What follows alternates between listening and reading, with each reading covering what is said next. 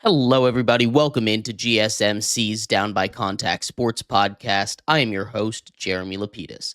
Today is Friday, March 21st. Hope everybody is having a great day so far. Hope everybody enjoyed the first day of the round of 64. March Madness is here. We're going to go over all of the action from yesterday. Thursday's game, we're going to break that into two parts here, the early section and the late section. Then we're going to preview tomorrow's games, just like we did yesterday, going over all of the games for today. We're going to go over all the games that are already set up for Saturday in the round of 32. Then we talk a little bit about basketball. The Celtics have officially been sold for $6.1 billion. The largest sale of any North American sports franchise ever. We'll talk about what that means, how they got there, and what it means for the NBA, as well as continuing our preview series for the MLB today, hitting our final division with the Tampa Bay Rays. But before we get into any of that, remember, if you would like to be an even bigger part of the show than you already are, all you need to do is go to GSMC squads. Louisville, unfortunately, could not match Creighton. Creighton came out with a passion led by Jemiah Neal, who had 29 points, 12 rebounds, and 6 assists to lead Creighton, lead all scorers. Hepburn had 22 points of his own. Terrence Edwards had 21 for Louisville, but it wasn't enough. They just kind of got outclassed all game long. The final score of that game, they ended up losing by nearly 20 points. That's just not the kind of showing that they expected to have in the first round, finishing in the top 3 of the ACC. But the ACC had a bad day overall. The ACC had 4 teams make the tournament. A lot of people didn't think North Carolina should have gotten in. They play today, so we'll see how they do against a 6 seed from the SEC. But the other 5 seed, the other ACC team to play also suffered a true upset. The first big upset of the day when McNeese took them down. McNeese, a 12 seed, had never won a game in the NCAA tournament before. They go out there and win this game. The final score was not the story of the game. Final score was 69-67, looking like it was a tight game throughout, but McNeese led by as much as 18 points. They were leading by almost 20 points for most of the game. They went into halftime with a 31-13 lead. They got the lead up to 22 points at one point. It was just an absolute blowout. Clemson, a usually good three-point shooting team, 35th in the nation coming into the tournament, shooting 37%.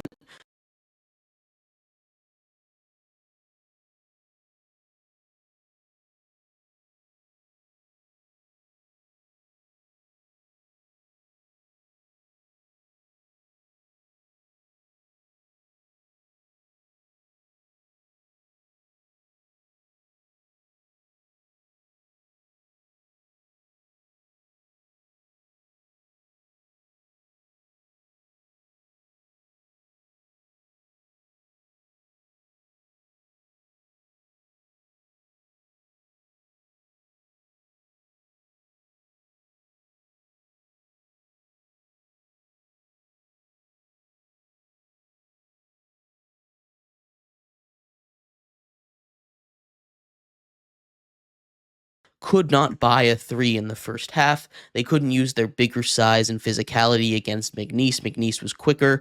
They were able to get to the ball, get those rebounds, get those second opportunities, and that really helped pave the way.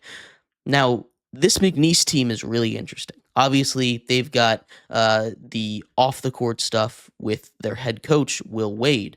Will Wade, who's led them to the tournament now 2 years in a row, has accepted the job at North Carolina State.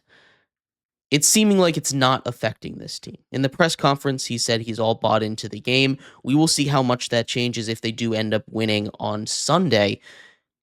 If they do end up winning on Saturday, because the transfer portal window opens up on Monday, which is going to make it really interesting. I'm not sure how it's going to go, but they have to prepare for a potential Sweet 16 game if they're able to get past Purdue.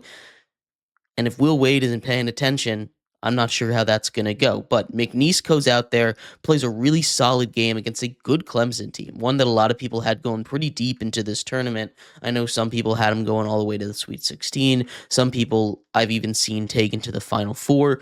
This is a Clemson team that just got dismantled in the worst possible way at the worst possible time, right after giving their coach an extension. We'll see how they bounce back. After making it to the Elite Eight last season, this is not the way they wanted to start. Purdue, the team that's going to be playing McNeese, also survived a little bit of an upset bid at High Point. High Point kept this game close. It doesn't look like that in the final score as Purdue pulled away towards the end. But for most of this game, it was a single-digit game, about 5 points. It got it down to 4 points at some point. High Point was keeping themselves in this game. Purdue, with their guard play and their bigs, just were a little bit too much for a High Point. Their bigs just currently were honestly just too big, right? They didn't have the size to match up. High Point didn't. Because of that, they got dominated in the paint, and Purdue moves on to face a really talented McNeese team that we'll talk about later on in our show today. Wisconsin also survives a little bit of an upset bid from the Montana Grizzlies. The Grizzlies were not really as close in this game as High Point was against Purdue, but Wisconsin at certain times were letting the Grizzlies stay in this game. They're a big team. The Grizzlies, again, a lot of these mid-majors teams, and that's going to be the big issue with them, is they don't have the size to go up against these Power 6 teams in college basketball. Wisconsin was able to just outmuscle them on the inside. They got their shot falling a little bit in the second half, and just like Purdue, they were able to pull away a little bit at the end, get their guys in that don't usually get a lot of time. They survive and advance enough to take on BYU in the next round. But we want to talk about dominance. You can't talk about dominance. You can't spell dominance without what Houston did to the 16 seed SIUE yesterday afternoon. They went out there and they basically doubled them up. Their defense shut them down. They kept them below 50 points. They put up almost 80 points. This was just an absolute shellacking of a game. Houston, the 1 seed, was always expected to win this game, and we always see these lopsided matchups when it comes to 1 seeds versus 16 seeds, but Houston showing why they are a super dangerous team. Their defense is one of the best in the country. They locked down SIUE, and SIUE just looked lost out there. They didn't have a chance to get in this game. They didn't have a chance to even get themselves settled in the tournament before Houston just completely wiped them off the board, and it never really was that close. Speaking of another team that didn't really let anybody get close, how about Gonzaga? The Zags, underseeded at number 8, are going to have to play this Houston squad in the next round tomorrow. And that game, potentially the game of the tournament, Gonzaga all the way up there in the rankings with Houston. They opened that game up against Georgia 27-3. I'll repeat that for you guys in the back. 27-3 is the score of a basketball game in March Madness. Not a 1 versus a 16, not a 2 versus a 15, an 8 versus a 9 seed. Now, Georgia made it look respectable. They only lost by 20 points, but not being able to score 5 points before your opponent puts up 25 points is ridiculous. And this Gonzaga team is incredibly talented. They're one of the best teams in the country. Mark Few has done an incredible job. They get a tough draw in the next matchup with Houston, or maybe Houston gets a tough draw in the next matchup with them. Only time will tell, because this is going to be an amazing game to watch tomorrow. That is must-see television right there. Another 1 seed played today. Auburn survived a little bit of a scare. In the first half of the game against Alabama State, the team that brought us our first buzzer beater of March in the first 4 game, they cut that lead down to just 1 point right before halftime. They had free throws to potentially take the lead or tie. They missed both free throws. Then Auburn, in a minute, scores 9 straight points, and that's that. But Alabama State showed a lot of fight in the first half of this game. Auburn, a little bit shaky. They've kind of struggled as of late. They lost 3 of 4 heading into the tournament. It's not where you want to be heading into a matchup against a very good Creighton team, a Creighton team that's got size, athleticism, defense, and I know you've got Broome, right? But you've got an Auburn team that if they're not careful, could find themselves as an upset bid on Saturday. And the last game, the last big one that took place in the first half of the March Madness games yesterday was a good one. A VCU team that was a Cinderella favorite from a lot of people fell 80 to 71 to a BYU squad that's been really impressive all season. BYU has taken out a lot of the top teams in the Big 12. A lot of those teams that are ranked higher than them in the tournament, they've been incredibly impressive. Their shooting was just a little bit too much for that VCU defense to handle, but this was a really good one. Close throughout the entire game. VCU just could not quite find their way back into it, and BYU finds their way out of that round of 64 with a win, moves on to face Wisconsin in a 6-3 matchup that should be really, really fun to watch as we head into Saturday. But we're going to take a break here. When we come back, we break down the second half of the March Madness games from yesterday, including two major upsets. We'll break those down coming up next here on GSMC's Down by Contact Sports Podcast. I feel like I'm losing my mind. Is everybody in the world blind? Please, Lord, give me a sign, a sign. I feel like I'm losing my mind. Is everybody in the world blind? Please, Lord, give me a sign, a sign.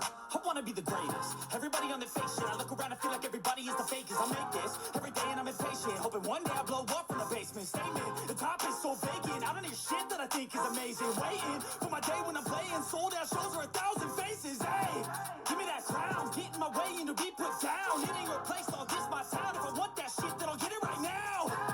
I'm losing it, the news it fits. I'm losing shit, a stupid myth. You choose to live or choose to dip. You choose to fight or lose your grip and lose a gift. Oh, I feel like I'm losing my mind. Is everybody in the world blind? Please, Lord, give me a sign, a sign. I feel like I'm losing my mind. Is everybody in the world blind?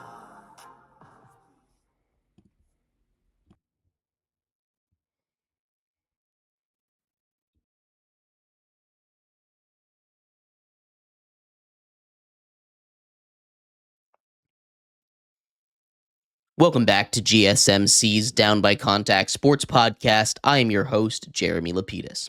Today is Friday, March 21st. If you are just tuning in, we just finished going over the first half of games that took place yesterday, the first day of March Madness. In this segment, we turn our attention to the second half of yesterday, Thursday's game. We're going to break down all of it, including two major upsets in the same region. The 10 and 11 both find their way through. We're going to talk about that in a second. But before we do, remember, if you would like to be an even bigger part of the show than you already are, all you need to do is go to gsmcpodcast.net. Or if you're on YouTube, you can use that super chat feature.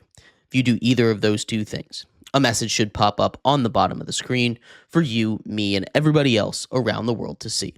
If you do have a burning question about sports, anything at all that you would like to ask, go ahead and throw that in the comments. Throw it in the chat. I will get to it as soon as I possibly can. I appreciate you guys sticking around, talking some sports with me here on a beautiful Friday, March 21st. But like I was saying, we are going to talk about the second half of games that took place yesterday. 8 games down, 8 more games to go. We're going to start off in Tennessee as the Volunteers, number 2 seed, when we did our top 5 teams that could win based off history. One of those 2 seeds that was still in there, top 20 in offense and defense. They take care of business against a Wofford school that made a little closer than I think was good for the comfort of me and a lot of other people that had Tennessee going pretty far into the tournament. They end up winning by 15 points, 77 to 62. But Tennessee is a team that needs to pick up the pace offensively. They're the 18th ranked offense in the country. They need to figure that out. Wofford is a very slow-paced team, which is why they were able to play that kind of game. Tennessee also a very slow-paced team, but their defense generally allows them to do it.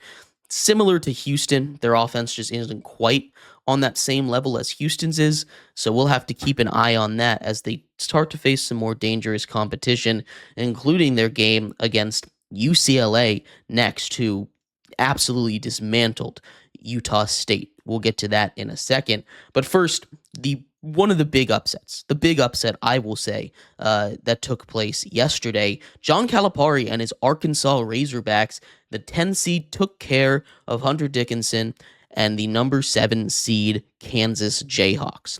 This is historic. This is actually an historic win.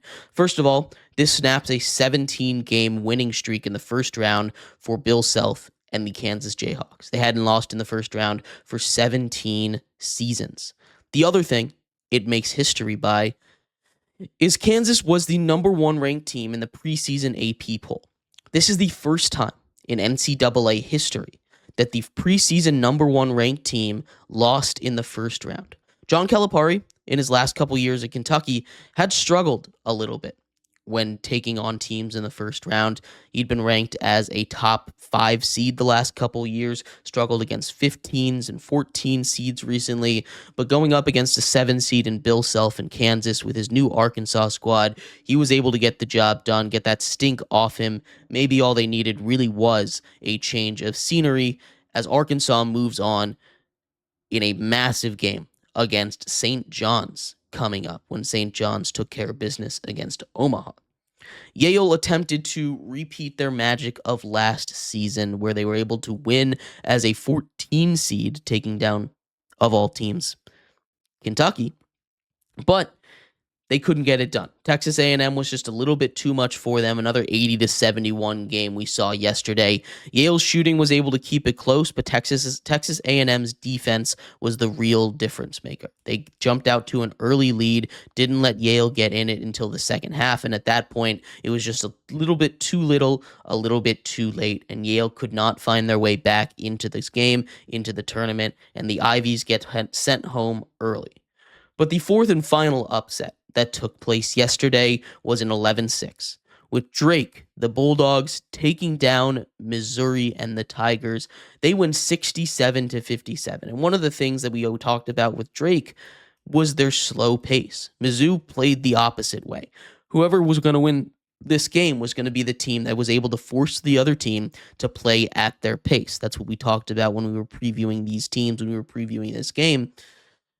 And Drake was able to make Missouri play their style. Missouri is a fast-paced, high-octane offense, but when the shots aren't falling and Drake is making you hold it a little bit longer, get you out of rhythm, that's why you only put up 57 points. Drake is not a team that I think necessarily is the most dangerous Cinderella. There's a couple teams out there in this first round that I think have a better chance. I'm looking at McNeese, I think, is a better team than Drake. I think obviously, Arkansas is a better team than Drake, but Drake was able to get past an SEC team in Mizzou just by forcing them to play their brand of basketball. It's not going to be that easy in the next round. Drake gets a tough pull against a very good Texas Tech team. We'll see what happens, but that one just doesn't scream a lot of success to me. Utah State, as we kind of previewed a little bit earlier, got absolutely decimated. Decimated by UCLA. That was a final score that looked like it was out of a 16-1 seed. I thought this game would be close. I thought this game might be a toss-up, kind of like some of the 8-9 matchups. Instead, UCLA gets out there, jumps all over them. It was never even in doubt. They jumped out to a very early double-digit lead, and they never looked back. Utah State just didn't have the gunpower, the manpower, the offensive firepower to keep up with this UCLA team that showed a lot for me, honestly. This is not a team that I thought was going to be particularly dangerous, that they had a real chance to get upset in the first round. Instead, heading into their matchup against Tennessee, if they play like that again, they've got a real chance to win coming tomorrow. Then we had St. John's. We kind of talked about it a little bit. St. John's pulled away in that second half. They took care of business against 15 seed Omaha, but there were a couple stressful moments there in the beginning. Omaha jumped out to an early 5-point lead, 7-2. They held that lead almost throughout the entirety of the first half. Down the stretch in the first half, Omaha couldn't buy a bucket, and it continued into the second half. The St. John's defense, the thing they're known for, the best defense in the entire country, stepped up big. They went on a 27-8 run to open up the second half, and that really put away all the hopes that Omaha had. Omaha needed to continue to play the brand of basketball that they were playing in the beginning stages of the first half if they wanted to pull off the miracle upset. Instead, St. John's and Rick Pitino pull themselves together. They get this win. They move on. They're going to be playing a tough matchup against John Calipari and a very well-coached Arkansas team in the second round. Then we saw Michigan escape with their lives against UC San Diego. UC San Diego, a very popular upset pick. Again, when we were going through our winners by history, they were in that top 57 for offense. They were in that top 37 for defense. They checked those boxes off. This is a very good UC San Diego team. Tyler McGuy showed up when they needed him the most. In this game, they trailed by as much as 15 points early on in the second half. They were able to crawl all the way back. They gave themselves a lead for a second there late in the second half, but Michigan's size at the end of the day was just too much. McGuy had a chance down by 3 with the last shot, ball in his hands, a shot that he had made earlier in the game to tie the game at 63. Goes a little bit short, a little bit wide.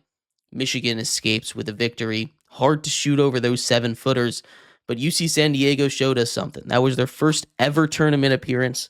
This was the first year they were eligible to make the tournament. They go out there as a 12 seed. They almost take down the Big Ten champs in Michigan.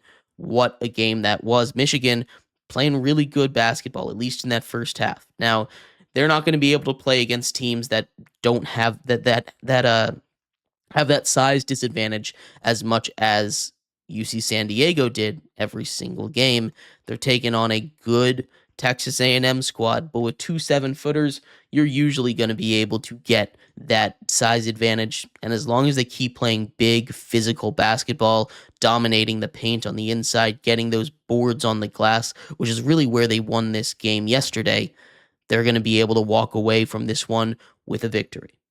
And the final game that took place last night, another one that almost went to a massive upset. Texas Tech escapes from the UNCW Seahawks. The Seahawks, late in the second half, had a lead. Then they hit a couple threes. Texas Tech, one guy on Texas Tech, outshot the Seahawks from 3. He was 8 for 17 at one point. At that same point in the game, the Seahawks were 6 for 17. He shot a lot of threes. This is a very good Texas Tech squad, and for a 14 seed like UNCW to keep it that close, especially that late in the game, that shows a lot about this UNCW team. This is a very, very talented Texas Tech squad. They're a team that I think if they weren't stuck in the region with Florida and Maryland, very talented region, they could find their way into the Final Four potentially. Instead, they're a second or third option for the Final Four, but still, very good Texas Tech squad. They advance to the next round. They're going to take on Drake. That should be a fun matchup. Both of those teams have very interesting play styles. They should play a pretty slow-paced game, being honest, and it's just going to be whoever can make their shots here. Should be a lot of fun. But we're going to take a quick break. When we come back, we break down each and every single one of the Saturday games, McNeese, Purdue, all the way to UCLA, Tennessee.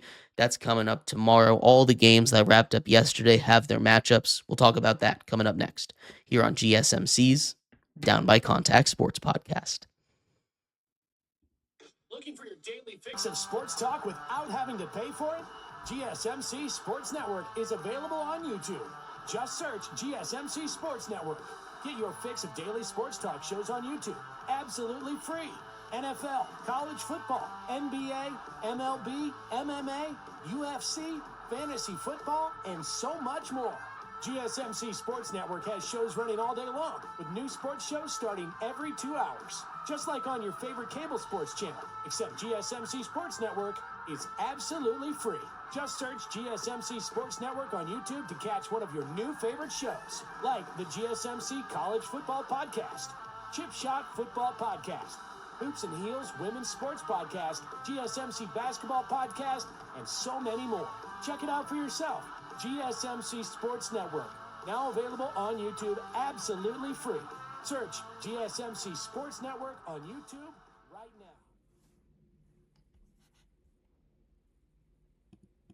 Looking for your daily fix of sports talk without having to pay for it? GSMC Sports Network is available on YouTube. Just search GSMC Sports Network. Get your fix of daily sports talk shows on YouTube absolutely free.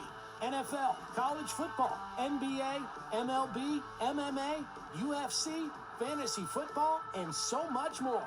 GSMC Sports Network has shows running all day long, with new sports shows starting every 2 hours. Just like on your favorite cable sports channel, except GSMC Sports Network is absolutely free.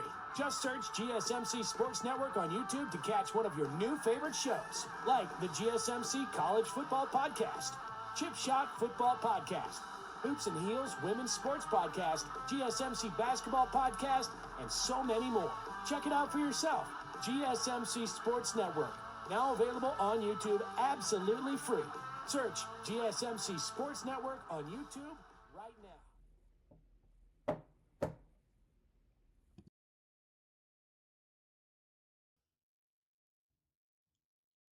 Welcome back to GSMC's Down by Contact Sports Podcast. I am your host, Jeremy Lapidus. Today is Friday, March 21st, if you were just tuning in. We just finished going over each and every single one of the Thursday games that took place yesterday in March Madness. In this segment, based on those games, we've got our Saturday matchups set up. We're going to be talking about each and every one, previewing what's going to happen, and who's going to make it to the Sweet 16. But before we do, remember, if you would like to be an even bigger part of the show than you already are, all you need to do is go to gsmcpodcast.net. Or if you're on YouTube, you can use that super chat feature. If you do either of those two things, a message should pop up on the bottom of the screen for you, me, and everybody else around the world to see. If you do have a burning question about sports, anything at all that you would like to ask, go ahead and throw that in the comments. Throw it in the chat. I will get to it as soon as I possibly can. I appreciate everybody so much for sticking around, talking some sports with me here on a beautiful Friday, March 21st. But like I was saying, we are going to get into the next topic here, which is previewing the round of 32 games that we have. Right now, we're still waiting on a couple matchups to finish up for Sunday's games, but we have all of Saturday's games, so we're going to talk about each and every single one of them. Starting off with the first one, McNeese, the 12 seed. The top right now, number 1 Cinderella versus Purdue, the 4 seed. Purdue favored by 5.5 in this one. If you go and look at their per game averages for the team on the offensive side of the ball, we're talking assists, rebounds, points given up, shooting percentage, 3-point percentage. These two teams pretty evenly matched. The one difference between these two squads is going to be the size. And it's like we've been saying with a lot of these mid-major teams, they just don't have the size to go up against these power 6, power 4, power conference teams, right? Purdue has a lot of big guys, and that's why they were able to take care of business against a really solid team in the first round, right?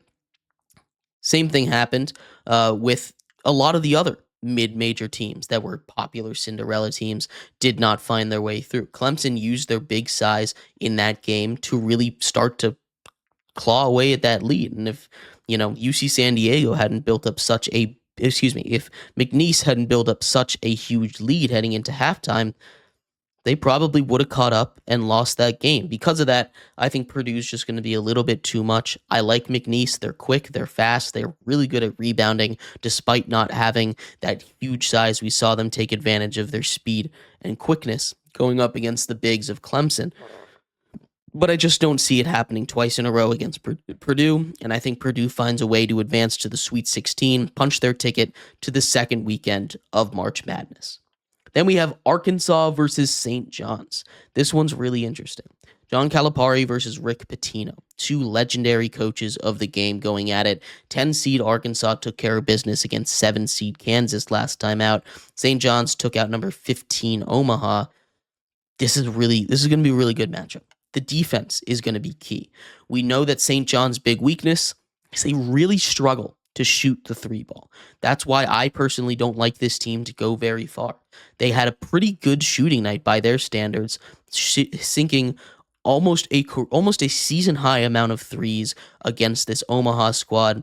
Size being a little smaller definitely does help. They're not going to have that advantage this time against a Arkansas team that's very good this year. Two legendary coaches. This is going to be an absolute barn burner of a game to watch. I think it's going to be pretty low scoring. St. John's is favored by 6.5 in this one, but I think I'm going to take Arkansas to win this game. Arkansas, I think, is just a really good team. And like I said before, I just don't trust that St. John's offense. I think they're going to run out of hot shooting like they had in the first half of the Omaha game, where they were kind of a little cold to open up. And because of that, I think Arkansas finds their way to the Sweet 16, a double-digit seed, a 10 seed in that stacked region, getting past St. John's. Michigan versus Texas A&M, the 5 versus 4 matchup up in the top left quadrant of the bracket.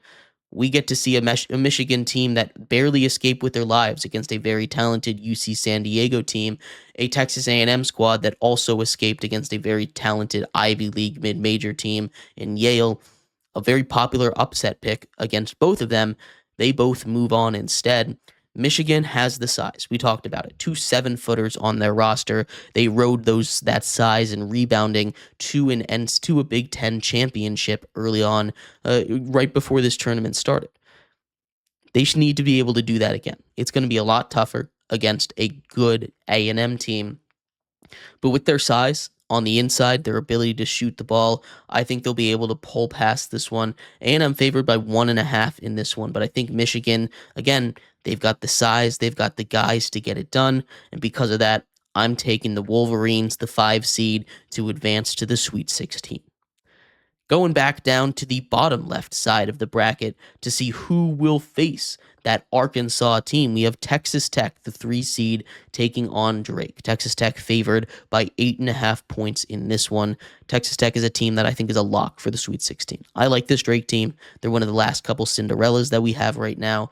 But right now, Drake is just not on that same level of Texas Tech. Texas Tech looked vulnerable. They had a little bit of trouble shooting in the first half, but they turned it on. They were able to get their guys going. Their defense really stepped up big when they needed it to against UNCW. As long as they can cut down on turnovers, which is what Drake really thrives on, making the other team make mistakes, I think Texas Tech moves on to the Sweet 16 pretty easily. Then we have back to the top left, who's going to face the winner of Michigan, Texas A&M, Creighton, the 9 seed, taking on Auburn. And this one is really interesting. If there ever was a place for a 1 seed to go down, Auburn is struggling. 8.5 point favorite in this one, but Creighton just played one of their best games of the season against a very talented Louisville squad. They go out there and dominate. Auburn, on the other hand, looked like they were struggling, especially in the first half. Bruce Pearl's guys were struggling against Alabama State. Not what you want to see. Bruce Pearl's guys in Auburn, the Tigers, also struggled heading into the tournament. One of the most important things is being hot at the right time, and Auburn, a very talented team. They got the number 1 overall seed in the tournament for a reason. But they just don't quite have the juice right now, and I think there's a real chance that Creighton goes in and upsets them. They've got the size. They got Cockbrenner over there. They've got the guys to go out and get points in bunches. We talked about Jemiah Neal that put up nearly a 30-point triple-double in their last time out. I think there's a real chance they give Auburn a run for their money. I think this is going to be a really close game. But I think Auburn, with their talent, because they have the best player on the floor in Broome, I think they're going to be able to escape this one with a victory, although it's not going to be comfortable, and it's going to lead a lot of people to start questioning them as they head deeper and deeper into the NCAA tournament. Then we have BYU. BYU takes on the 3 seed Wisconsin. The Badgers, a very popular team. I like this Badgers team a lot. They've got great shooting. Their defense is amazing. They've kind of opened up the floor a little bit, but BYU is a great 3-point shooting team. They need to be able to if Wisconsin wants to win this game, they need to be able to get BYU off of the line. They need to get them off of their spots. They need to play aggressive defense. They can't send 3 guys to go attack a guy that's driving. Otherwise, the kickouts are going to be wide open. They just need to be disciplined, play their style of ball. This one, Wisconsin favored by just 1 point. So it's pick 'em over here. Should be really tight, but I'm going to lean towards the higher seed here. I like Wisconsin a lot. I like BYU too, but I think BYU just doesn't quite have the size that they need to take on a Wisconsin team that's kind of built to take down a team like BYU. Then another opportunity for game of the year. We have the Gonzaga. We got Gonzaga, the Zags, heading into this one with a chance to go to the 10th straight Sweet 16 under Mark Few, taking on the number 1 seed in Houston. Gonzaga kind of got screwed in this one by having to go up against a 1 seed in the second round. Gonzaga is not an 8 seed. Gonzaga is closer to a 5, 4, maybe even a 3 seed.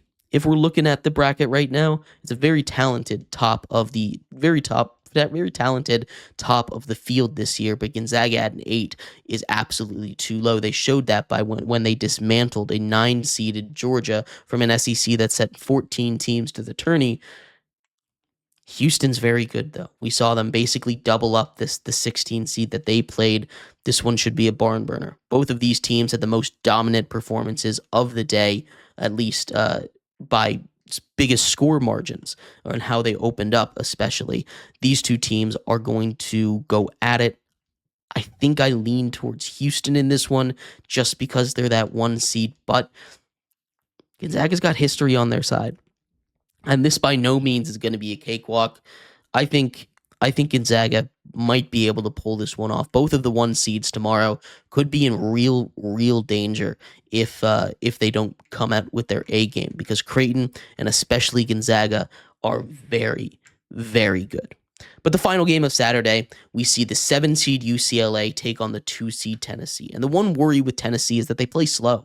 If their shots aren't falling, and we've seen this bite them in the butt in the tournaments in the past, they really get into trouble. Tennessee is a team that needs to get those shots to fall when they take them. They take the good shots. They need their defense to step up big. UCLA seemingly couldn't miss against Utah State in the beginning of that game.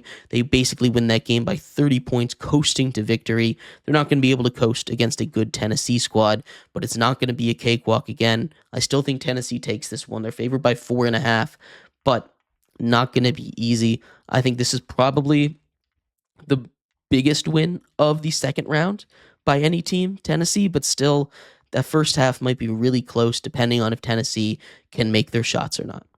But I'd love to hear your thoughts. What do you think of these Saturday games? Who do you think wins? McNeese, Purdue, Arkansas, St. John's, Michigan, Texas A&M, Texas Tech, Drake, Creighton, Auburn, BYU, Wisconsin, Gonzaga, Houston, and UCLA, Tennessee? I'd love to hear your thoughts. We're going to take a quick break. When we come back, the Celtics have sold for $6.1 billion. The largest sale of a franchise in North American sports history. We're going to talk about what that means for the Celtics, what kind of return on investment their owners got, and what the new owners are like, and how they might affect this team moving forward. We'll be right back here on GSMC's Down by Contact Sports Podcast.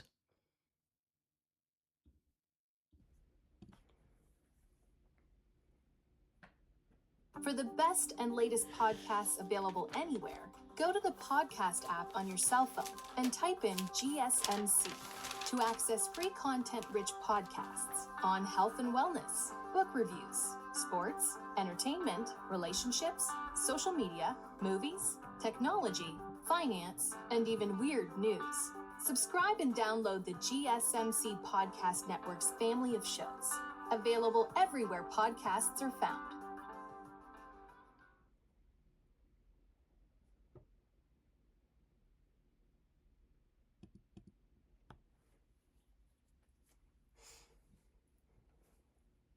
For the best and latest podcasts available anywhere, go to the podcast app on your cell phone and type in GSMC to access free content-rich podcasts on health and wellness, book reviews, sports, entertainment, relationships, social media, movies, technology, finance, and even weird news.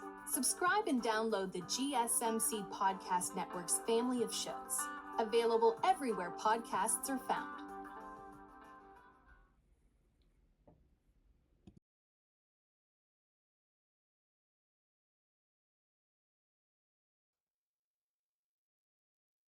Welcome back to GSMC's Down by Contact Sports Podcast. I am your host, Jeremy Lapidus.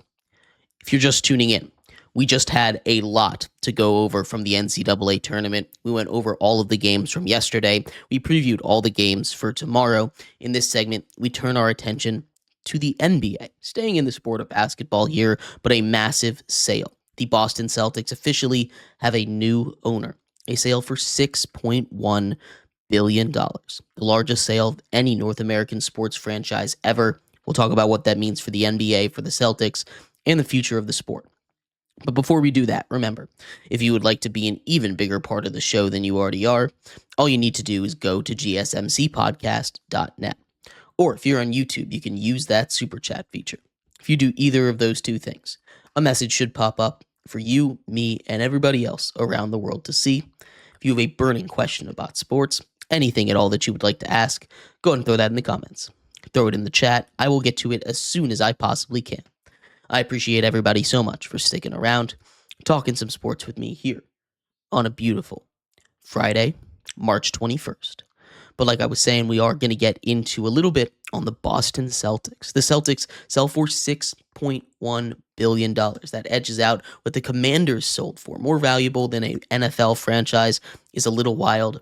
Commanders, one of the most valuable NFL franchise right now, sold for $6.04 billion. 6.1 beats that out just by a little bit. This is a massive, massive deal. First of all, why are they selling the team?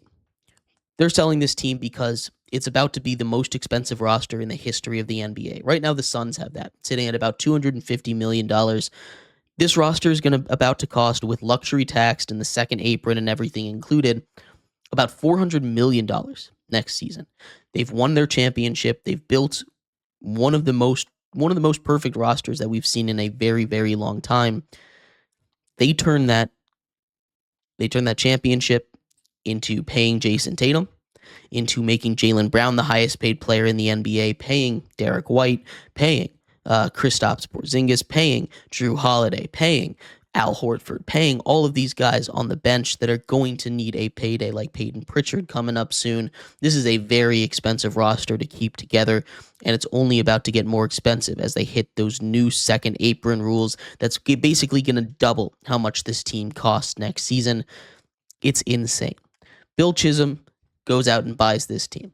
He's a managing partner at the Symphony Technology Group. He was born in Boston. Big Celtics fan, which is a good thing. You want your owner to like the team. Now, it's not a for sure sign that it's a good thing. Dan Snyder, after all, was born in the D.C. area. Massive Commanders, Redskins football team fan. Bought the team. We all know what happened from there, right? A mess. One of the worst owners in the history of sports goes down, completely tanks a very proud legacy of a franchise that is only now starting to get fixed after he leaves. So you don't want your guy to be hands-on. But what this does mean is that you're going to have the money to fund this team going forward. That's why they're selling this team, right? They bought this team back in 2002 for $360 million. They sell it for $6.1 billion. That is almost a 20 times return on your investment for a basketball team.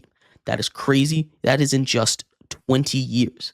That is doubling in value. Basically, every year you own that team is a wild thing.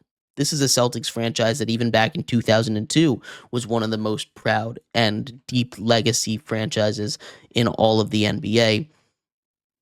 Now, just 2 titles later, it's worth $6.1 billion. They get out while they still can be profitable, which is completely understandable and logical. And now we get new owners in the NBA, owners that can spend big. What this means is that the NBA is growing as much as any other sport, right? We knew that already, but to see it be competitive with NFL teams, even a franchise like the Boston Celtics that should be up there near the top, see it be competitive with some of the top franchises in the NFL is incredibly impressive, incredibly important to see for the growth of the game, a game that's complained about not getting the viewership numbers it's wanted, right? A game that's complained about not getting the kind of attention that it needs on the regular season, a game that's flushed with its own issues, just like every other sport.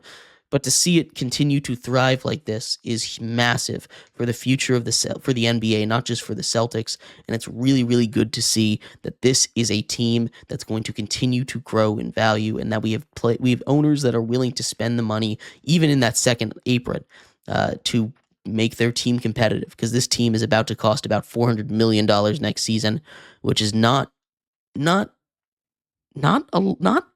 drop in the bucket for even these billionaires.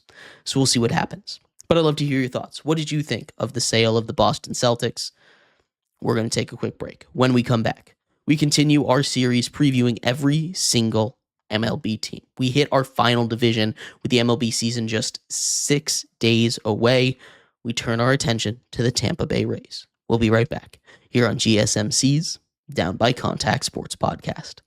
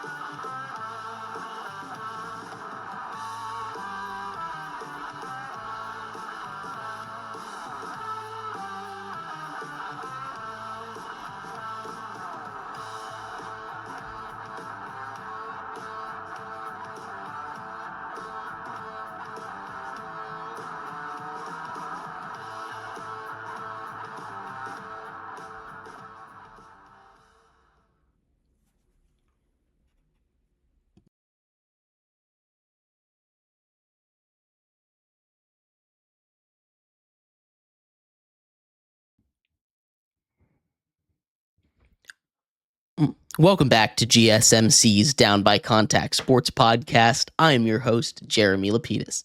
Today is Friday, March 21st, if you are just tuning in.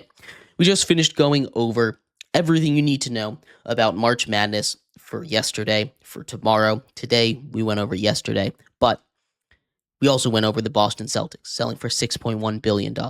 In this segment, we turn to baseball. Baseball season less than a week away now. We're continuing to preview each and every single team. Today, we had our final division, the AL East, just 5 teams to go, 6 days to get there. We'll make sure we get them all done before the season tips off. Today, we take a look at the Tampa Bay Rays. But before we do, remember, if you would like to be an even bigger part of the show than you already are, all you need to do is go to gsmcpodcast.net. Or if you're on YouTube, you can use that super chat feature. If you do either of those two things, a message should pop up on the bottom of the screen for you, me, and everybody else around the world to see. If you do have a burning question about sports, anything at all that you would like to ask, go ahead and throw that in the comments. Throw it in the chat. I will get to it as soon as I possibly can. I appreciate everybody so much for sticking around, talking some sports with me here on a beautiful Friday, March 21st. But like I was saying, we are going to get into our 5th and final segment here that has to do with the Tampa Bay Rays. The Tampa Bay Rays had a little bit of a disappointing season last year. They're a team that has consistently found their way into the playoffs. Last year, they missed it, finishing 4th in the AL East with a record of 80-82. Not the way that they wanted to go, but they weren't super busy in the offseason when it comes to free agent additions either. They brought in a couple key guys that are going to immediately pay dividends for them, but they didn't go out and get too many. They brought in infielder shortstop Ha-Seong Kim from the Padres on a 2-year, $29 million deal. He's dealing with some injuries, won't be back until a couple months into the year, but once he comes in, he's going to really bolster that infield for them. They also brought in Danny Jansen to play catcher for them. Jansen, a really solid defender, has got pretty solid batting stats, but he's not a guy that you're looking at for incredible batting silver slugger kind of guy from the catcher position. What he's going to be able to bring to this team defensively is going to be very big, though. A 1 year, $8.5 million deal for him. They also brought in a little flyer on in Eloy Jimenez. Minor league deal for him. He's not expected to be on the 40-man roster immediately, but the outfielder has been very successful in the past. If you can get them with the Rays, I have no doubts that he can return to form at least in the next couple of months or so. And the last big move they've made as far as giving out contracts was extending starting pitcher Drew Rasmussen. Drew Rasmussen had a really solid year last year, and they get him on a pretty good deal. 2 years, $8.5 million for the starter.